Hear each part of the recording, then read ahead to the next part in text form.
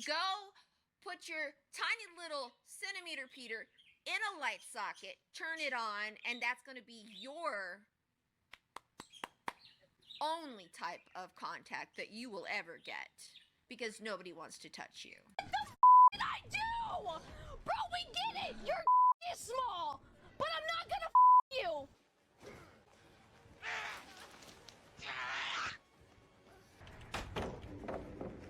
You're a real toxic scumbag. See, again, he's just so eager to get that down. He's running into the pallets blindly. You're He should a be. real toxic scumbag piece of shit. Really? Bro, he's just... It's whatever, I'm DCing. Whether you are just a casual enjoyer of Killer in DBD or someone who plays to win every single game, there is no denying that playing Killer in Dead by Daylight can be a very frustrating experience. If you've watched my channel for a while, you've seen what the game can do to a lot of Killer players, but with this video, you may be able to get some helpful tips to avoid a lot of the main stressors of the game to aid you in having a more fun experience. I hope you enjoy, and if you do, be sure to subscribe. That being said, let's get into it. The first and most important rule is to know when to quit. If you are ever getting so mad to the point where you want to break something, yell, or say something really grotesque to the survivors, please hop off. Play something else, stretch your legs, just get away from the game. DBD, and no game for that matter, is greater than taking care of your mental health. Being able to recognize when you are at your limit and when to self-regulate is a skill that we can all refine and work on. I've seen way too many players and killers that I've covered on the channel that they keep going, and they keep playing Killer and pushing themselves further and further, and it's not good. It's not good.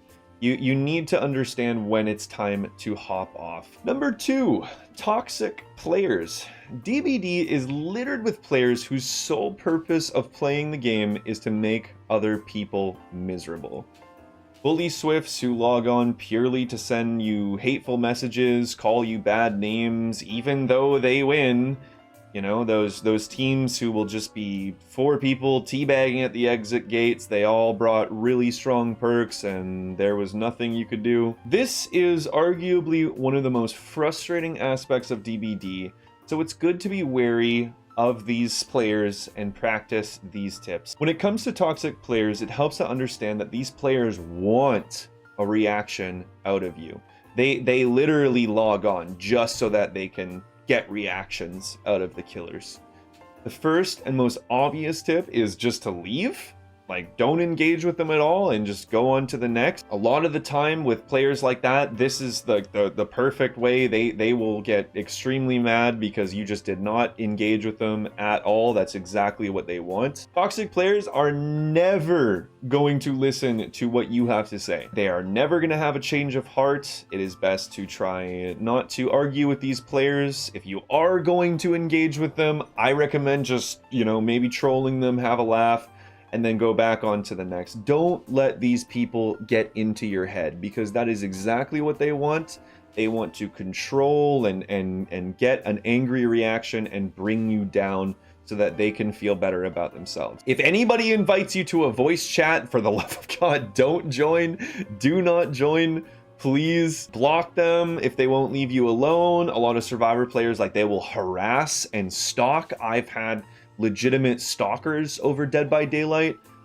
Just block them, get them out. It can be especially hard, like, when you have 4 people ganging up on you, but always remember that you are in control, not them. You control how you react.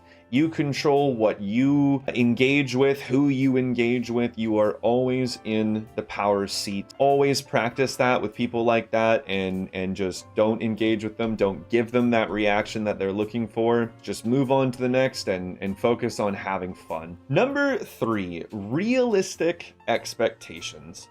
Understanding the nature of DBD itself can help alleviate the stress of losses or frustrating games. Typically, this comes with a higher level of experience in the game, but can also come with simply watching videos or listening to players with more experience. DBD is arguably one of the most imbalanced games in video game history. At least I think it is. I know for a lot of people, like if you compare DBD to other games, it is very evident how imbalanced and it's pretty laughable, honestly, like how imbalanced DBD is compared to other games. And if you don't believe me, you should check out Arditha. He is an awesome YouTuber. He's covered a lot of videos on the evolution of killer perks like DS, Dead Hard, Balanced Landing, Exhaustion perks, and stuff like that. And you can really get a good idea of how imbalanced this game has been and still is even. Also, certain killers that you choose to play are also weaker or stronger than others.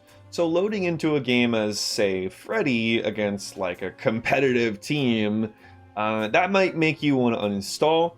But if you do go in with the mindset that you likely won't win under these conditions, it'll soften the blow.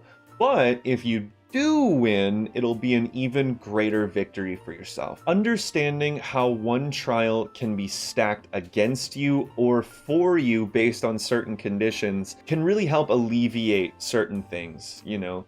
Certain killers have massive weaknesses, like Huntress on certain indoor maps, like Larry's, or like Billy on Larry's.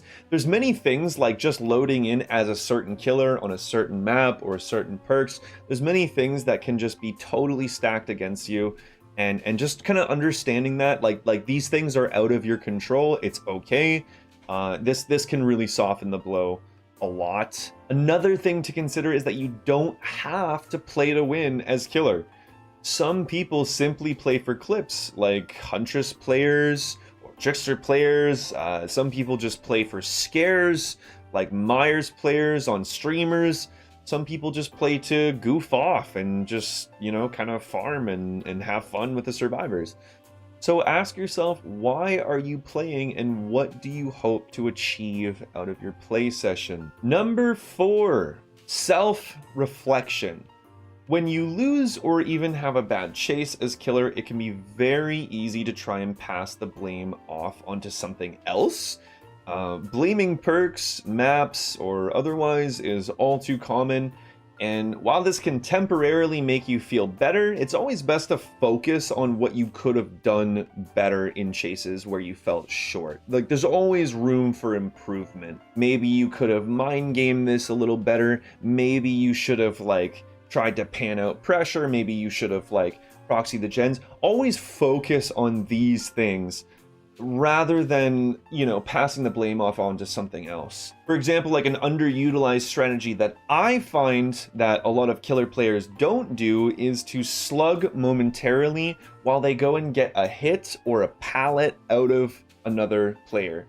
A lot of people will just down and pick up immediately. Like there's always things that you can do, and there's a ton of guides out there to help you, but always focus on the things that you have control of. Understanding, as we talked about in the previous tip, understanding the things that you don't have control of is good, but focusing on the things that you do have control of will help you to direct your energy into a way that is more constructive and give you something to improve upon rather than dwelling on the things that you don't have control of. So always self-reflect. Number 5, and this is one of the most important, one of the most underutilized tips that I have ever seen from the Killer Main community. Oh boy, this is like the golden ticket. This is the one that 90% of rage in killer players can be easily avoided if you just remind yourself of this one golden tip. It is okay to lose. It is all too common for killer players to beat themselves up when they let 3 or more survivors escape. 90% of killer main streamers will go game to game winning, but this is mainly because they've invested an absurd amount of time into the killer and game itself. Nobody is invincible though, and everyone loses eventually, which is okay. Most Survivor players will go game to game dying and losing, so it's more than okay that you lose a game or two here and there. Remind yourself of this so you can get right back to having fun. And again, I cannot stress how important this tip is.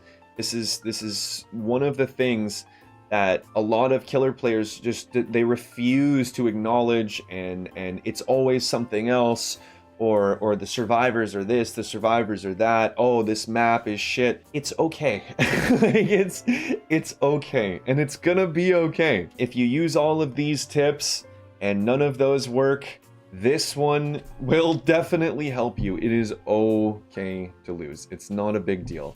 You will be all right. You know, you'll get back out there into the next game and you'll probably win. It's okay.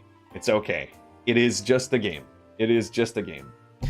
But yeah, so those are the 5 big tips that I would give to any killer player. These are the ones that I use. And again, you know, I'm not perfect. If you tune into any one of my streams, you will probably see me malding at some point. But these are the 5 big tips that I use that really help me a lot. So if you're a killer player and this helps you out at all, that's very important to me. I really strive to make the DBD community a better, more positive place. So I really hope that this video helps you in any way, shape, or form. But did I miss anything? If I did, let me know down in the comments.